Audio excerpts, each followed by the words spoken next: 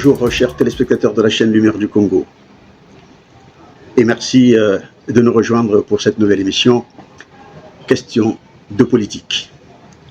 Chers téléspectateurs, le Congo-Brazzaville traverse depuis plusieurs décennies une crise politique, institutionnelle, économique et sociale qui alimente un débat de plus en plus vif sur les voies possibles d'une alternance démocratique. Dans ce débat, de grandes références historiques reviennent régulièrement. Les Trois Glorieuses d'août 1963, qui ont conduit à la chute du premier président de la République, l'abbé Fulbert Hulou, et la Conférence nationale souveraine de 1991, qui a ouvert la voie au multipartisme et à la transition démocratique, qui malheureusement n'aura pas duré longtemps.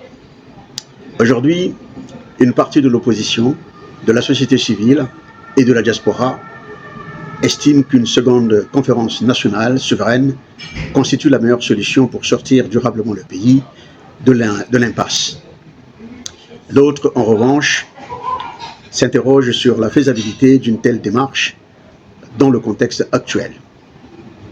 C'est précisément cette question que développe notre invité de ce jour dans un ouvrage particulièrement ambitieux d'environ 590 pages intitulé « Plaidoyer pour une seconde conférence nationale souveraine congolaise ». Chers téléspectateurs, à travers une analyse historique, politique et institutionnelle, il défend l'idée qu'une nouvelle conférence nationale souveraine pourrait permettre au peuple congolais de refonder les institutions de la République sur des bases plus démocratiques. Pour en parler, vous l'aurez compris, je reçois aujourd'hui l'auteur de cet ouvrage, le révérend Gaston Maungu, qui est résistant congolais, un acteur engagé dans le combat pour la démocratie. Merci d'avoir accepté mon invitation, cher révérend Gaston Maungu. C'est moi qui vous remercie. Très bien. Alors, révérend Gaston Maungu, vous avez pondu un ouvrage de 590 pages dans lequel vous défendez l'idée selon laquelle une seconde conférence nationale souveraine serait la voie idoine pour permettre une sortie de crise. Révérend, est-ce que vous pouvez me dire, est-ce que vous pouvez dire aux téléspectateurs ici, quel a été le déclic pour cela?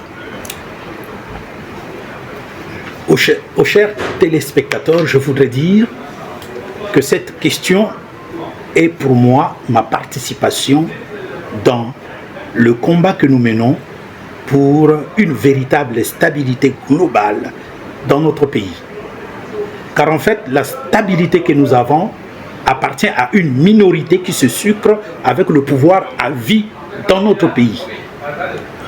Et donc, ayant produit plusieurs ouvrages sur le projet de société que je présente aux Congolais, sur la seconde conférence nationale souveraine, beaucoup de questionnements constitutionnels, juridiques, politiques m'ont été posés pour savoir quelle est la faisabilité de cela.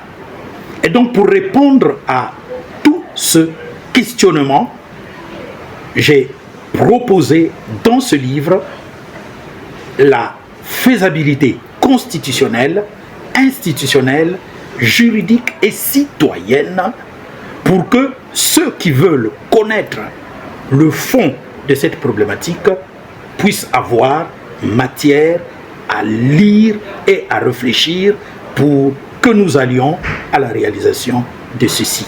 C'est pour répondre à toutes ces questions que ce grand livre a été écrit. Moi, je l'appelle la Bible de la seconde conférence nationale souveraine. Alors, révérend Gaston Maungu, vous avez fait un focus sur la conférence nationale souveraine de 1991, alors que vous aurez pu aussi faire un focus, ou du moins un parallèle, avec ce qui s'est passé lors de la Révolution de 1963. Souvenez-vous, ce mouvement, n'est-ce pas, porté par les syndicalistes, la société civile et même l'armée, et puis tous les corps de la société, qui s'étaient levés justement contre comment dirais-je, cet autoritarisme naissant au Congo et sous le règne du président Fulbert Yulu. Vous n'avez pourquoi avoir fait un focus sur la conférence nationale plutôt que sur les Trois Glorieuses? Parce qu'aujourd'hui, pour montrer à la population congolaise qui a des doutes sur la réalisation de la seconde conférence nationale souveraine, j'ai pensé qu'il fallait rappeler à la grande mémoire collective que quand le président Abbé Fulbert Yulu a commencé à créer un parti unique dans notre pays, alors que la démocratie, nous l'avons acquis, plutôt l'indépendance, nous l'avons acquise sous les lauréats, n'est-ce pas, de la réalisation démocratique avec l'épanouissement même démocratique des partis politiques, les Jean Tshisekedi, les Jean-Jacques Opango et autres. Le syndicat s'est levé. Il n'était pas uni, mais pour les besoins de la cause, ils se sont dit, nous devons nous unir pour barrer la route au président qui se donne trop de pouvoir dans la création du parti unique. Nous sommes d'accord avec le parti unique, mais le président de la République s'arroge trop de pouvoir. Et donc, ils se sont levés en lui disant, nous voulons un parti unique, mais il faudrait que tel autoritarisme que tu es en train de mettre en place soit mis en veilleuse pour qu'elle n'existe pas. Et donc, ils se sont levés, la société civile s'est levée, et cela a produit notre première désobéissance civile. Cette désobéissance civile va s'amplifier du fait que des dirigeants syndicalistes, 3 vont être portés disparus. Alors c'est en ce moment que le peuple qui avait encore cette notion démocratique qui nous a amené à l'indépendance, il dit, nous devons nous rassembler, nous devons agir. Et les 3 glorieuses sont arrivées le 13, 14, 15 août. Le 15 août, le président qui était en train de tergiverser, qui a refait un gouvernement dans lequel on a retrouvé des ministres indésirables, la population a dit niet. Donc, j'ai fait référence à cela pour dire à la population actuelle, nos parents furent cela. Et aujourd'hui, nous avons trop d'autoritarisme qui existe. Nous avons l'argent du pays, l'armée, la diplomatie qui appartient au président de la République, comme si nous n'avons pas de gouvernement et nous n'avons pas de ministères, nous n'avons pas d'assemblée. C'est maintenant trop.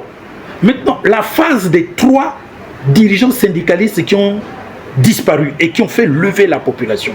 Mais nous avons été bien servis avec peut-être 1000 à 2000 Congolais qui ont été abattus de manière extrajudiciaire avant l'élection présidentielle, au travers de laquelle la population a prouvé au pouvoir en place par son abstention de près de 90% que nous ne sommes pas d'accord avec le régime politique.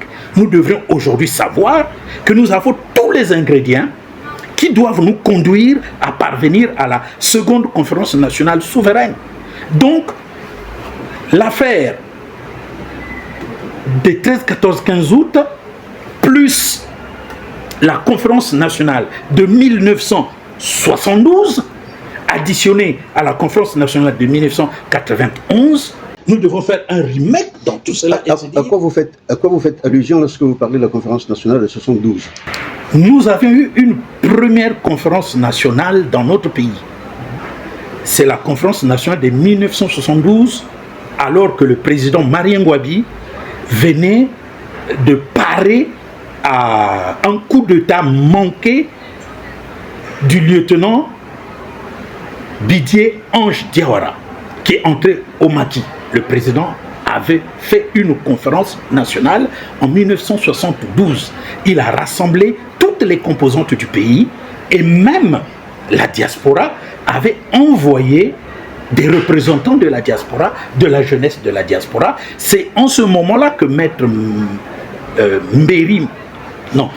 Martin Mbemba a été le coqueluche de la conférence nationale de 1972. J'ai pris le soin de pouvoir réviser notre histoire et de présenter non seulement une synthèse sur le 13, 14, 15 août, mais aussi une synthèse sur la conférence nationale de 1972 et une synthèse sur la conférence nationale souveraine de 1991. Voilà.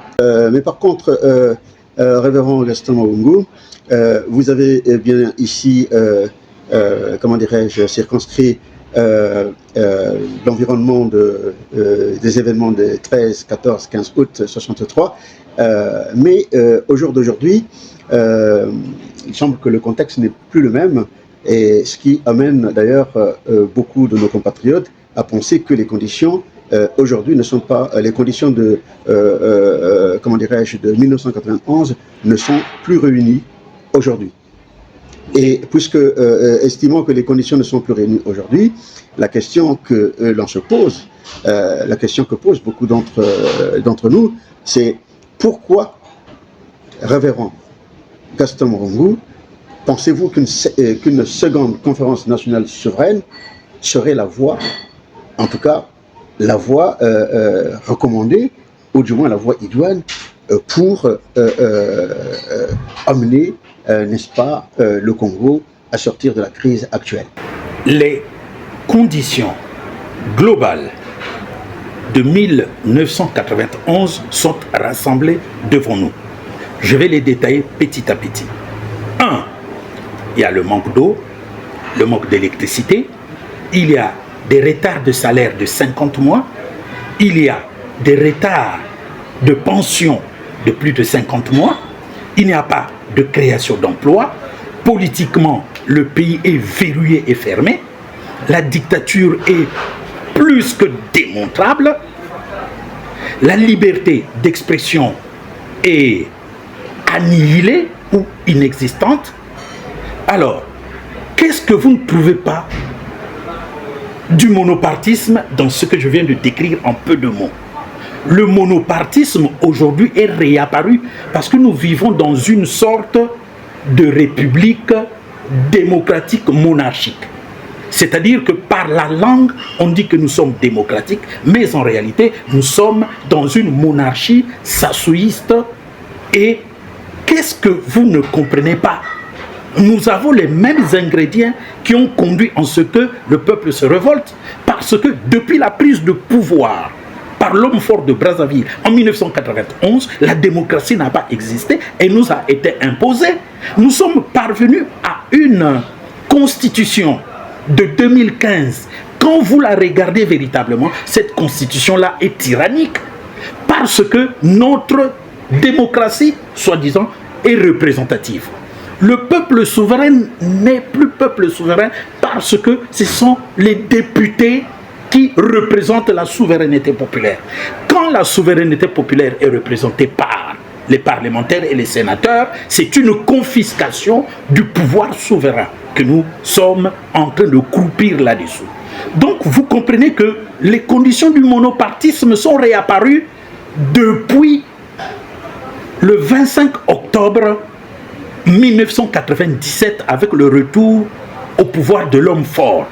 Ainsi, il a fait de telle sorte que l'argent lui appartienne, l'armée lui appartienne, la diplomatie lui appartienne et il dirige de main de fer sans partage. Il n'y a plus d'interdépendance institutionnelle, l'exécutif écrase tout, lui, sa famille biologique, sa famille politique ne sont pas justifiables, c'est-à-dire que devant la justice, il triomphe toujours, mais tous les Congolais croupissent devant la justice. Voilà pourquoi nous sommes là dans une redondance parfaite. Après notre indépendance, 30 ans après, nous avons eu la première conférence nationale souveraine. Et 36 ans après, nous sommes dans les mêmes conditions.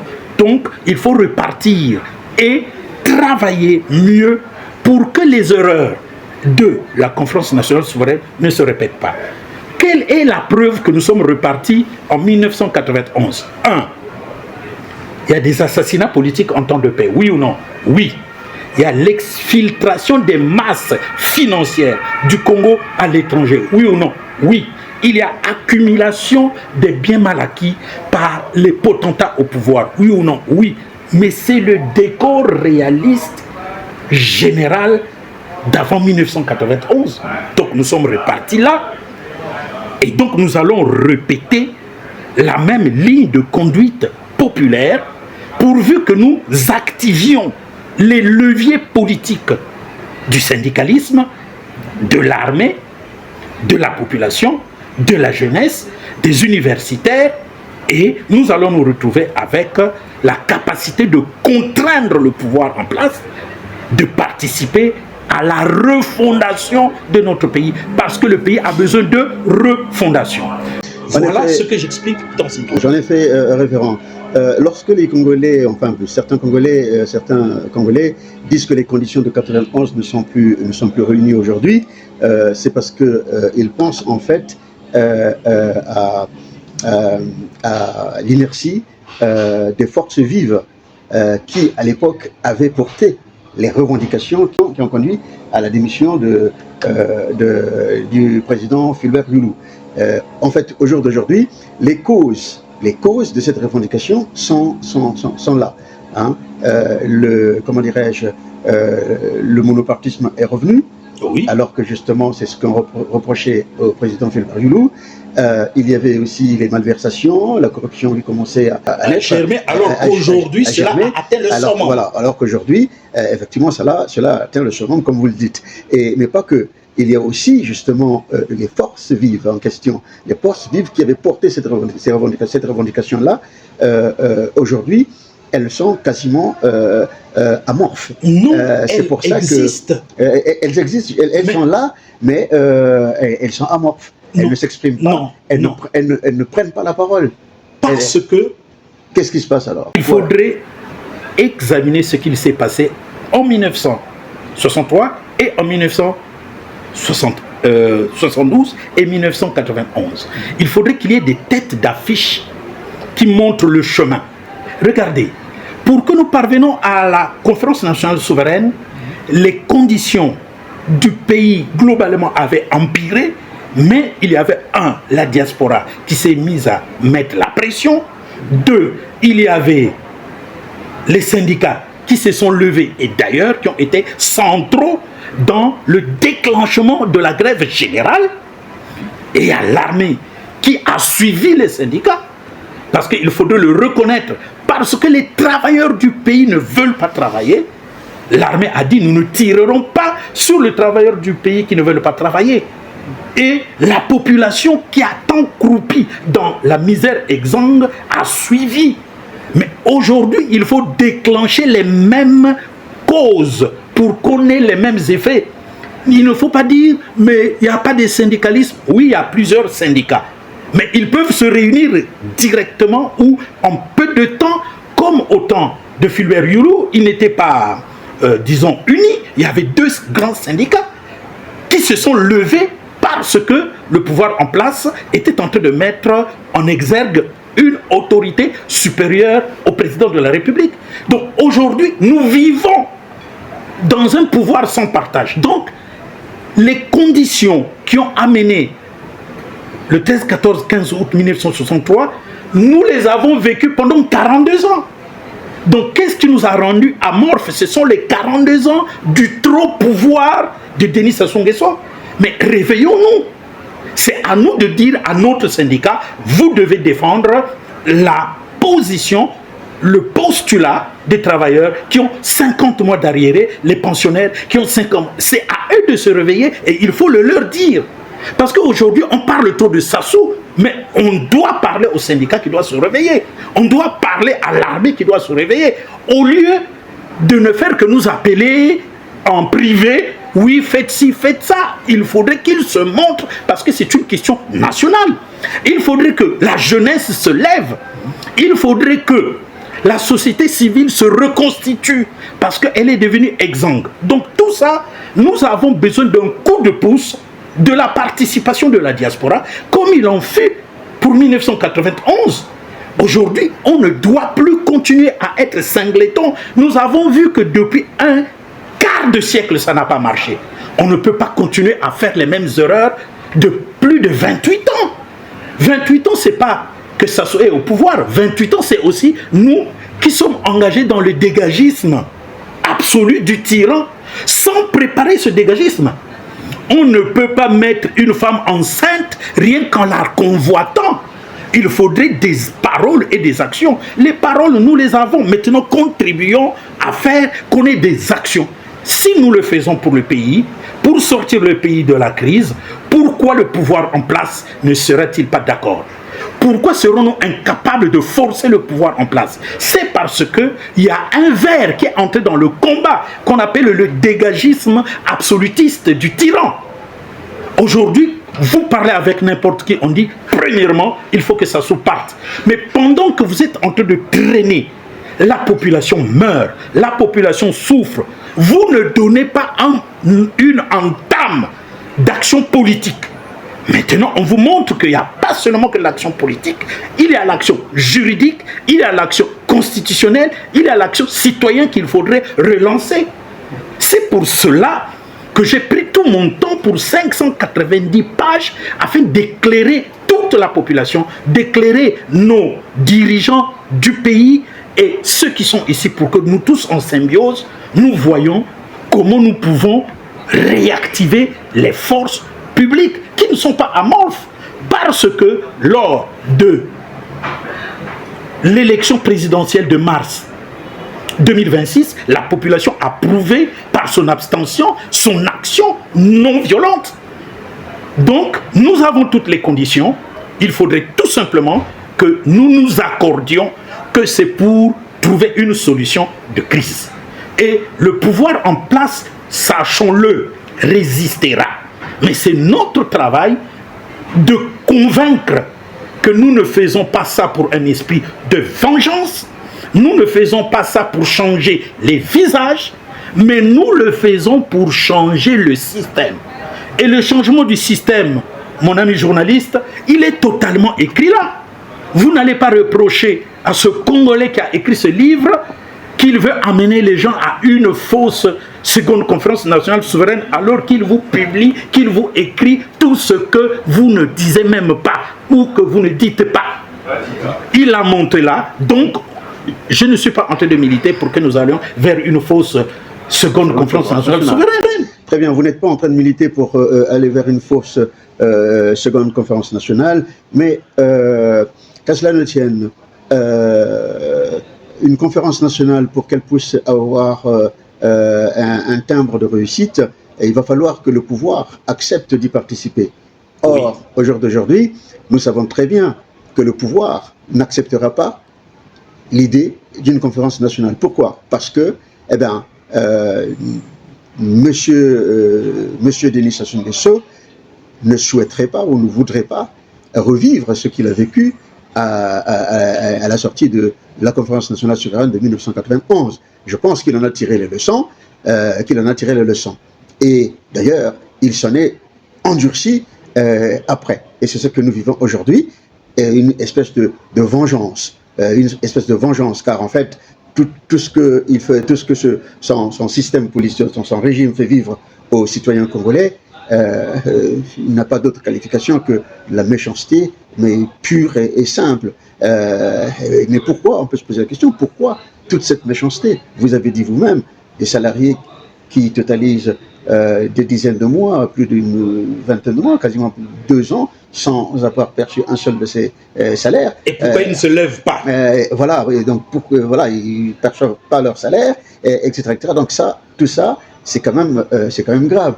Et oui, on ne peut pas, une nation, une république digne de ce nom, ne peut pas tolérer ce genre de travers. Alors, puisque je disais que pour que cette conférence nationale, la seconde conférence nationale que vous souhaitez de vos voeux, puisse réussir, il va falloir que le pouvoir accepte d'y participer. Oui. Or, dans le contexte actuel, tenant compte du contexte actuel, à votre avis, quels seraient, selon vous, les leviers susceptibles de contraindre les autorités à accepter un tel processus? Il y a des leviers. Car il faut leur mettre sous la contrainte. Alors, quels sont les leviers que vous vous proposez pour les soumettre justement à accepter ce processus? Il y a des leviers. Premièrement, cet ouvrage doit parvenir au président de la République, au président du Conseil constitutionnel, au président des conseils institutionnels, au Premier ministre. Ça, c'est un levier. Donc, nous devons y travailler. Oui. 2. Quand ils vont lire le contenu, ils sauront qu'ils sont en face de leurs responsabilités et que les gens qui se lèvent ne veulent pas de vengeance parce que la vengeance contraint à la déstabilisation. Mais ils ne veulent pas se faire roubler et ils vont le comprendre au travers de la proposition. 3e levier, nous avons une jeunesse. 4e levier, nous avons des universitaires. 5e levier, nous avons une diaspora. Mais c'est nous qui devons contraindre le pouvoir en place d'aller vers cette solution unique parce que nous pouvons démontrer que économiquement nous sommes effondrés. Il y a la dette et si il y a des retards de salaire et de pension, c'est parce que nous sommes quasiment vers un état de cessation de paye. Et avec tout ça, nous ne devons pas laisser la population souffrir. Donc, c'est nous le levier. Nous sommes leviers en diaspora, nous sommes leviers en tant que jeunes, nous sommes leviers en tant que femmes, nous sommes leviers en tant que militaires, nous sommes leviers en tant que politiques, nous sommes leviers en tant que parlementaires, nous sommes leviers en tant que sénateurs, nous sommes leviers en tant que constitutionnalistes et institutionnalistes. Nous devons nous lever pour régler le problème du pays. Parce que la seconde conférence nationale ne se fera pas pour évincer le pouvoir en place. C'est le pouvoir en place qui lui-même, parce qu'il a vu qu'on a pointé du doigt son inconduite, sa malgouvernance, sa corruption, son impunité, son intolérance, avec des faits concrets. Les assassinats en temps de paix continuent. L'exfiltration des masses financières du Congo vers l'étranger continue. L'accumulation des biens mal acquis continue. La misère populaire continue. Et donc, ces 2 poids 2 mesures ne doivent plus exister. Nous devons tout simplement nous lever. Quand nous disons, Sassou ne sera pas d'accord, mais pour la conférence nationale souveraine de 1991, il n'était pas d'accord. Il était parti pour une conférence des partis. Mais parce que le peuple s'est levé, parce que les gens comme les Tister commençaient à décrier ce qui s'est passé intérieurement, les gens ont trouvé qu'il y avait des têtes qui sont en train de parler et le courage est arrivé. Aujourd'hui, l'opposition ne parle plus le fait d'aller vers la conférence nationale souveraine. Parce qu'ils n'ont pas d'arguments. Les arguments, nous les avons nationalement et nous les présentons. Donc c'est à nous de bousculer. C'est notre travail à nous tous que j'ai cité ici, de nous mettre au travail pour notre pays. Le but est de remettre la machine économique en marche de la 3e puissance pétrolière de l'Afrique subsaharienne. Nous ne devrions pas être ce que nous sommes. Nous devons y travailler. Voilà pourquoi je pense que crier ne suffit plus. Il faut de la parole, il faut de l'action. Et donc, nous devons entamer ce travail. Je vais te rappeler, en 2020, j'étais déjà parti pour ça. En 2020, j'ai fait une émission avec Ziana TV, le peuple peut voir, et aujourd'hui, je suis même plus nanti parce que j'ai exposé tous les tours et contours du pouvoir et de son verrouillage. Donc nous avons de quoi savoir comment faire, comment mobiliser, comment faire la désobéissance civile. Tout est écrit là pour que nous marchions. Donc ce n'est plus un problème de dire les conditions ne sont pas possibles, Sassou n'est pas d'accord. Ce n'est pas lui qui doit être d'accord, c'est nous qui devons lui forcer. S'il est d'accord, eh bien, sachez-le, ça sera une fausse conférence nationale souveraine. Mais quand nous allons lui forcer la main, nous allons lui forcer la main pour sortir le pays de la crise et tout le peuple congolais va y gagner. Très bien. Alors, sortir le pays de la crise, certainement, sinon selon vous, donc, via la seconde conférence nationale souveraine au Congo. Alors, au regard du tableau que vous venez de dépeindre, il y a un tableau finalement noir. Hein, la réalité congolaise d'aujourd'hui est des plus sombres qui soit. Alors, certains opposants politiques, certains résistants politiques, certains politiciens congolais défendent plutôt l'idée d'une stratégie fondée sur la mobilisation citoyenne, sur la désobéissance civile ou encore sur la pression internationale. Alors, en quoi votre proposition se distingue-t-elle de ces approches? Est-ce que ces approches sont complémentaires à votre approche, sinon incompatibles à votre approche? Qu'en pensez-vous? Les trois propositions sont complémentaires. Si nous décidons d'aller à la seconde conférence nationale souveraine et que nous sommes unis dans cette marche, mais que le pouvoir en place résiste, nous avons le droit de nous lever. Et quand on se lève, ça s'appelle l'action citoyenne. Et la levée est une contestation populaire, une désobéissance civile. Voilà. Et cette levée, quand elle est enracinée en national, elle sera secourue, accompagnée en international. Donc ces trois propositions, il y en a deux, la désobéissance civile et l'action internationale. Parce que la marche citoyenne n'est pas verbale. Ce n'est pas une action qu'on appelle la désobéissance civile. Ce que nous sommes en train de faire là, c'est notre participation citoyenne. Mais l'action de la participation citoyenne, c'est la désobéissance civile. Or, la désobéissance civile, pour moi, non pas que j'y ai abondamment écrit, vous comprenez, mais c'est tout simplement poser la question. Vous voulez la désobéissance civile, pourquoi?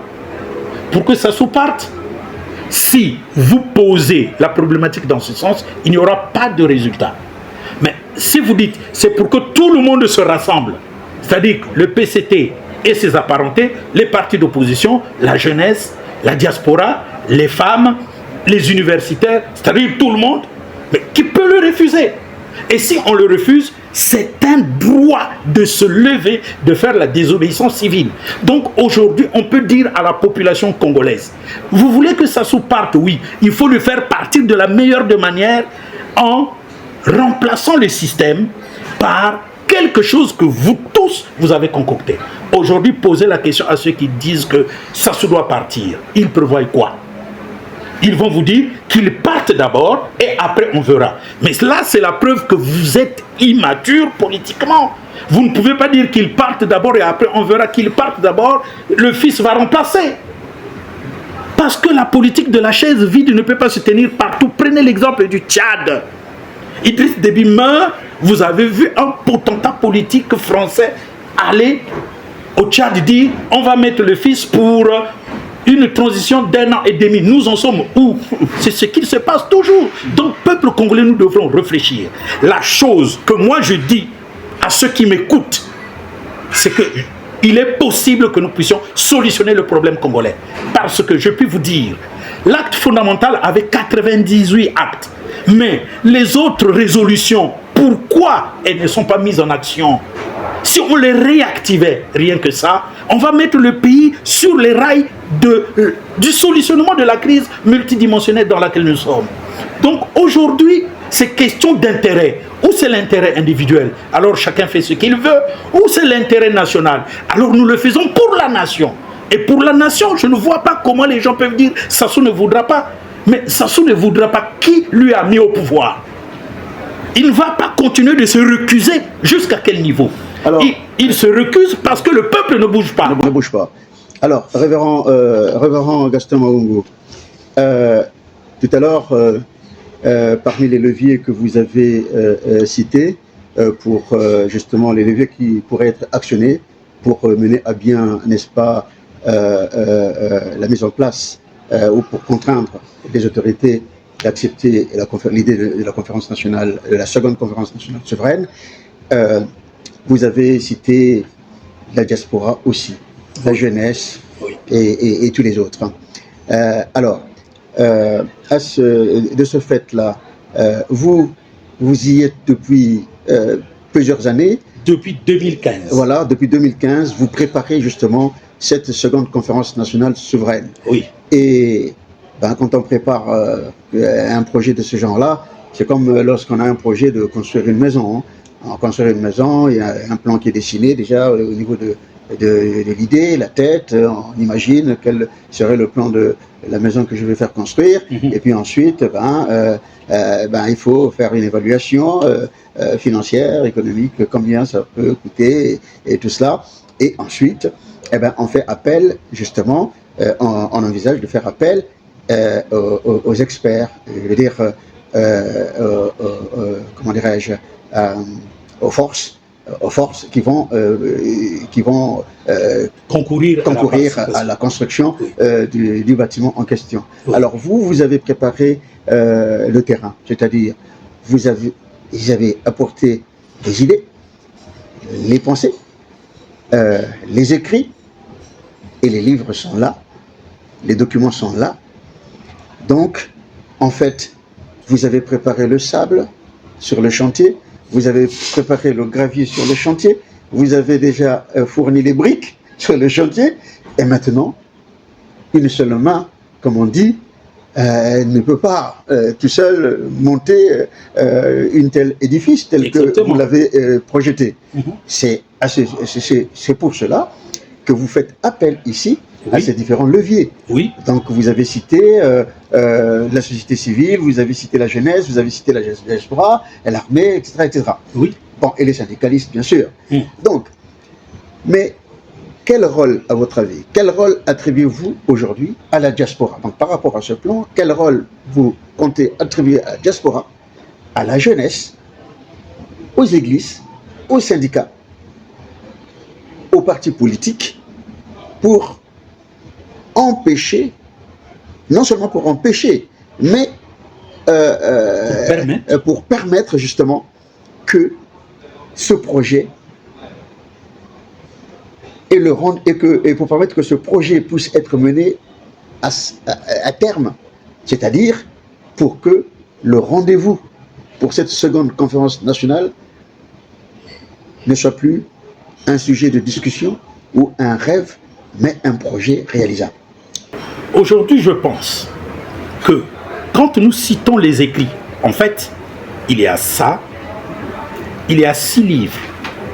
Et la préparation, quand vous entrez en contact avec les livres, c'est-à-dire que j'ai préparé, il y a un livre qui parle de 4 sortes d'hommes politiques, il y a un livre qui parle de comment pacifier le pays, il y a un livre qui parle de 24 propositions. Celui-ci, il présente 37 propositions de plus, donc les propositions, il y en a 57. La chose qu'il faut faire, c'est que il faudrait que, ici en diaspora, les leaders politiques, que nous levions, que nous fassions des débats pour instruire la jeunesse d'ici, nos universitaires d'ici, afin que ça fasse effet boomerang, qu'au pays, ils reçoivent les mêmes débats que nous sommes en train de faire pour éclairer tout le monde. J'aimerais bien rencontrer des compétences d'ici pour que nous parlions de cela, parce que débattre sur la seconde conférence nationale souveraine, c'est débattre sur la manière de résoudre la problématique au pays. Ainsi, toutes les voix se levant, et avec le travail que nous devrons faire avec le pouvoir en place, c'est-à-dire les rencontrer, eh bien, la crédibilité de la proposition pour sauver le pays par tout le monde va s'enraciner. Je prévois rencontrer les autorités. Pour ça, je fais partie de l'Église. Je prévois dire aux conducteurs de nos églises de pouvoir parler de cette réalité-là dans les églises, les religions, les cultes. Je prévois rencontrer l'armée pour qu'ils parlent de ça. Je prévois rencontrer les universitaires. Enfin, j'ai écrit comme ça, je peux faire des débats universitaires si on m'en permettait. Et je dois me battre pour que nous arrivions à ce niveau, de telle sorte que les lumières qu'il y a partout puissent se mettre à travailler sur la chose du Congo. Ce n'est pas mon affaire. Si je le fais, c'est parce que je suis serviteur de Dieu. Dites, peut-être le Saint-Esprit t'a piqué. Oui, mes amis au Congo qui servent Dieu savent qui je suis. Et donc, si je suis arrivé jusqu'à ce niveau, c'est parce que cette problématique a trop duré. Nous ne pouvons pas avoir une telle richesse naturelle et ne pas avoir les structures de transformation de notre richesse naturelle et avoir notre pétrole vendu par une Rwandaise ou des Libanais. Mais où sont les compétences? Nous avons des professeurs, nous avons des compétences dans tous les domaines. Mais qu'est-ce qui pique quelque part? Moi, je ne voudrais pas qu'on dise c'est Satan. Non, moi je parle des humains. Qu'est-ce qui pique quelque part pour qu'on ne valorise pas le Congolais avec ce qu'il a?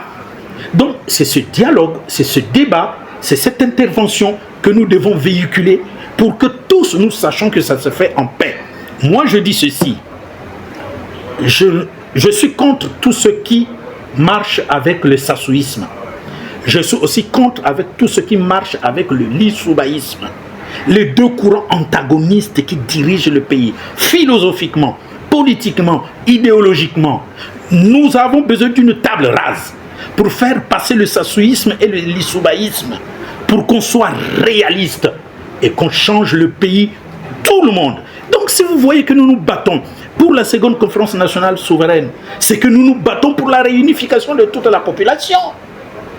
Mais avec les leviers qu'il y a sur place, le Congo est en train de se diviser, de se subdiviser. Si aujourd'hui en diaspora, on n'accepte pas de se rassembler, mais c'est parce que le tribalisme est en train de les gangréner au fond. Alors il faut se lever pour qu'il y ait le rassemblement, mais pour qu'il y ait le rassemblement, il faut un programme. Il y a un programme qui est bien conçu, il faut aller là-dessus. Moi, j'aimerais qu'on commence à faire des débats pour nourrir la société civile congolaise, la jeunesse congolaise, le politique congolais, l'armée, les ministres, les sénateurs, les députés. Ils doivent avoir à se réveiller. Parce que pour moi, la vraie révolution doit commencer au ministère de la Justice et dans l'institution judiciaire. C'est là. Et il doit aussi être entamé au niveau des agents de la Constitution. Le Conseil constitutionnel et tous ceux qui travaillent là. C'est à eux de se réveiller. On est en train de passer le temps parce que les leviers du changement ne se lèvent pas. La population, nous ne sommes pas le levier du changement. Les textes sont écrits, la loi est là, la Constitution est là. Pourquoi on ne la met pas en application? Sassou est président du PCT, alors que l'article 80 dit qu'il ne peut pas le faire. Mais qu'est-ce que vous faites, vous parlementaires et vous sénateurs, en lui laissant dans cette erreur-là? On ne paye pas les gens, alors qu'il y a l'argent dans le pays. Mais où va l'argent du pays pour ne pas payer les salaires des gens, pour ne pas payer les pensionnaires? Alors qui doit se lever pour ça? La population? Ou bien ce sont les gens qui travaillent? Et les gens qui travaillent ont des syndicalistes qui doivent parler pour eux. Mais les syndicalistes doivent se réveiller. La classe moyenne dans notre pays doit se réveiller. C'est quoi la classe moyenne? L'ensemble d'hommes et de femmes qui travaillent.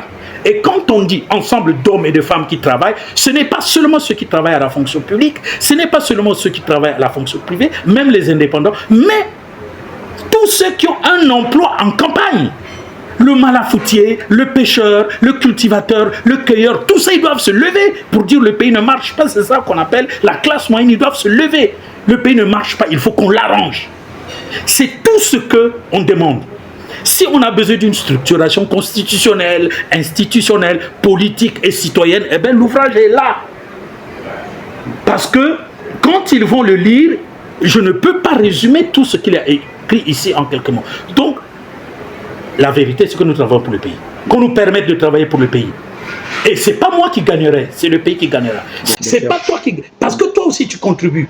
Mais parce que le débatteur qui viendra aussi contribue. L'universitaire qui ne sait pas où aller parler et dire ses idées. Je voudrais que nous puissions ouvrir des débats pour que les compétences viennent s'exprimer et que la population en soit abreuvée. Parce qu'ils n'en ont pas la possibilité. Mais les réseaux sociaux sont venus donc pour nous rendre possible toutes ces choses. En effet, donc les réseaux sociaux sont arrivés, comment dirais-je, à point nommé et permettent justement la circulation de la parole, la circulation des idées, la circulation des pensées, des projets également. Et donc du coup, nous sommes ici autour d'un projet. Donc c'est celui de la seconde conférence nationale souveraine congolaise. Alors, Révérend Gaston Mawungu, votre livre, Oui. Celui qui tient sur 590 pages, à qui s'adresse-t-il? Est-ce que... alors voilà, donc plaidoyer pour la seconde conférence nationale souveraine congolaise. Voilà, votre livre s'adresse-t-il uniquement aux militants convaincus ou également aux Congolais qui doutent encore de la pertinence de la seconde conférence nationale souveraine? Donc les Congolais qu'il va falloir convaincre. Quel message souhaitez-vous leur transmettre à tout ce monde-là? Alors, premièrement, il s'adresse aux personnes indécises. C'est vrai. Mais moi, le message, je veux l'adresser à une catégorie de personnes. Je veux l'adresser au président de la République, au président de l'Assemblée nationale, au président du Sénat, au président du Conseil constitutionnel, au président de la Cour suprême, au président de la Haute Cour, au Premier ministre, de prendre en considération cette voix des sans-voix qui dit tout haut ce que la population congolaise dit tout bas, dans la terreur et la frayeur qui tétanisent notre peuple, en affirmant que ceux qui sont au pouvoir, les hauts cadres et la classe moyenne, les corps intermédiaires, c'est à l'intérieur qu'on trouve les syndicats, la force armée et sécuritaire, les fils à papa et filles à papa, les députés et les sénateurs, les agents de l'institution juridique. Vous êtes tous responsables de ceux qui périssent à cause du dysfonctionnement administratif, juridique, institutionnel et constitutionnel et gouvernemental, qui depuis détruisent le pays, et que c'est le peuple congolais qui vous pointe de son index. C'est à vous de vous mettre à régler le dysfonctionnement qui existe. Vous devez travailler, sinon vous gagnez l'argent. Pourquoi? Vous gagnez 15 millions, alors que les gens meurent pour 5 000 qui lui manquent. Vous gagnez 25 millions. Pourquoi? Alors que quelqu'un n'a pas trouvé de quoi manger avec 3 000 francs CFA. Tout l'argent du pays, vous le prenez pour vous-même. Comment voulez-vous que les Congolais parlent de vous? Et donc, nous en avons marre. On ne va plus chercher ceux qui causent ceci, c'est vous. Et c'est pour cela que je vous ai écrit ce livre. Il vous parviendra et il sera donné à vous de pouvoir entamer les débats, mais en tout cas de fond, pour changer les choses. Merci, révérend Gaston Mawungu. Nous arrivons au terme de notre émission et j'ai une toute dernière sollicitation. Si vous devez résumer en 1 minute les raisons pour lesquelles chaque Congolais devrait lire votre ouvrage, quel serait votre plaidoyer? Quelle est la thèse de votre thèse? Nous ne cherchons pas qui gagne dans les idées et les propositions. Nous ne faisons pas la lutte stratégique pour sortir le pays de la crise multidimensionnelle. Nous devons nous rassembler en diaspora, nous devons nous rassembler au pays et décider, nous tous, d'aller à cette seconde conférence nationale pour que nous réglions les questions du pays. Nous n'avons pas besoin qu'on nous dise que le PCT et ses apparentés travaillent bien. C'est vous qui voyez le diable partout. Nous n'avons pas besoin qu'on nous dise l'opposition est corrompue. Nous n'avons pas besoin qu'on nous dise le peuple a peur. Nous avons besoin tous de nous rassembler pour combattre non les visages, mais le système. En tout cas, le système a produit ce qu'il se passe aujourd'hui. Nous devons le combattre avec tout le monde, sans exclusion aucune. Voilà ce que je vais dire, qui résume ce livre. Merci, révérend Gaston Maungu, d'avoir partagé avec nous votre réflexion et d'avoir présenté les principales thèses de votre ouvrage. Au-delà des convictions de chacun, une chose apparaît clairement. Le débat sur l'avenir institutionnel du Congo est plus que jamais ouvert. Et vous venez de l'ouvrir. Les Trois Glorieuses de 1963 et la Conférence nationale souveraine de 1991 rappellent que l'histoire du pays, l'histoire du Congo, a connu des moments où les Congolais ont cherché, chacun à leur manière, à redéfinir les règles du vivre ensemble et de l'exercice du pouvoir. Votre livre apporte une contribution à ce débat en proposant une voie de sortie de crise qui appelle à la discussion, à la confrontation des idées et à la réflexion collective. Vous l'aurez dit vous-même, au passage, vous n'êtes pas un homme générique, c'est pour cela que vous soumettez vos travaux à l'appréciation de vos compatriotes. Merci à vous de nous avoir suivis, téléspectateurs de la chaîne Lumière du Congo. Si cette émission vous a intéressé, n'hésitez pas à la partager, à laisser vos commentaires et à nous dire quelles solutions vous semblent les plus crédibles pour construire un Congo plus démocratique, plus juste et plus apaisé. Et surtout, n'oubliez pas de vous abonner. Les débats sont ouverts.